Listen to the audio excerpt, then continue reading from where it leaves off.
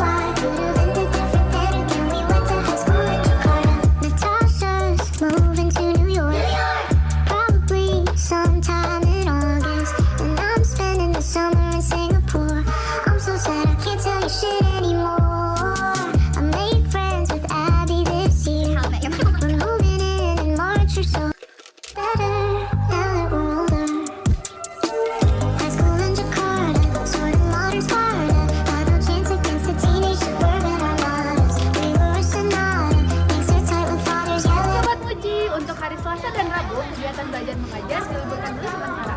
Sebagai gantinya, kami staf IPM mengadakan musyawarah ranting yang bertujuan untuk memilih pimpinan Ikatan Pelajar Muhammadiyah selanjutnya.